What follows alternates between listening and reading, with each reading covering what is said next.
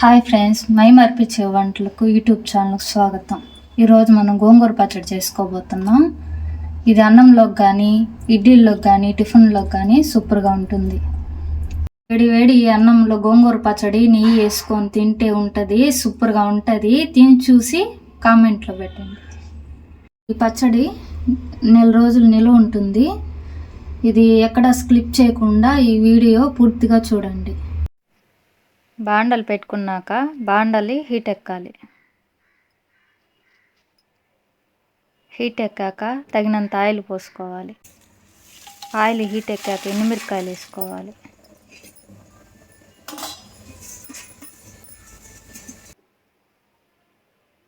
ఎండుమిరపకాయలు వేసుకున్న తర్వాత ధనియాలు వేసుకోవాలి.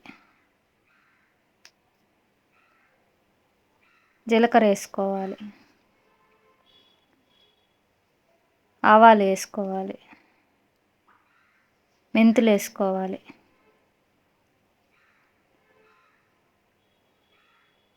దోరగా వేయించుకోవాలి.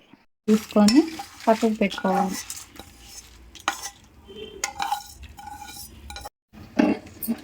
అదే బాండట్లో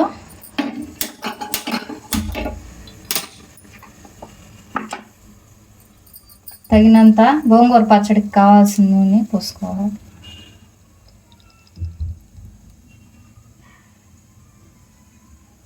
ఆయిల్ హీట్ ఎక్కాక గోంగూర వేసుకోవాలి. 2 కట్టల ఎర్ర గోంగూర తీసుకున్నాను. మీకు నచ్చితే తెల్ల గోంగూర తీసుకోండి. ఇది సూపర్ టేస్టీగా ఉంటుంది. ఎర్ర గోంగూరతో కానీ చేస్తే పచ్చడి ఇలా చేసుకొని చూడండి, బాగుంటుంది. ఆ గోంగూర మధ్య లోపల మనం వేయించుకున్న ఎండుమిరపకాయలు మిక్సీ జార్లో వేసుకోవాలి. ఈ విధంగా వేసుకున్న తర్వాత మిక్సీ పట్టుకోవాలి. ఈ విధంగా మెత్తగా పొడి చేసుకోవాలి.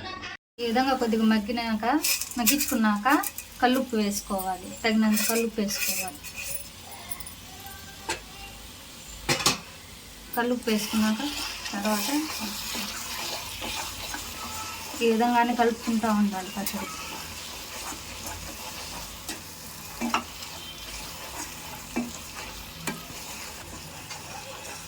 ఈ విధంగా మిక్స్ చేసుకుంటూ కలుపుకుంటూ ఉండాలి. గోంగూర ఈ విధంగా మగ్గించుకుంటే చాలు. మనం ఫ్రై చేసి పెట్టుకునే ఎండుమిరపకాయలు పొడి వేసుకోవాలి. ఈ పొడి వేసుకున్న తర్వాత దాంట్లోనే కొద్దిగా ఇంగు వేసుకోవాలి. తర్వాత ఎల్లుల్లిపాయలు వేసుకోవాలి. తర్వాత మిక్స్ చేసుకోవాలి.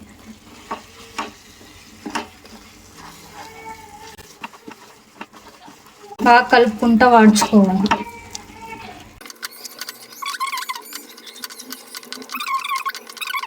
ఈ విధంగా ఆయిల్ తేలినాక మనం గోంగూర పచ్చడి రెడీ అయినట్టు. ఈ విధంగా పచ్చడి అంతా బౌల్లోకి తీసుకోవాలి.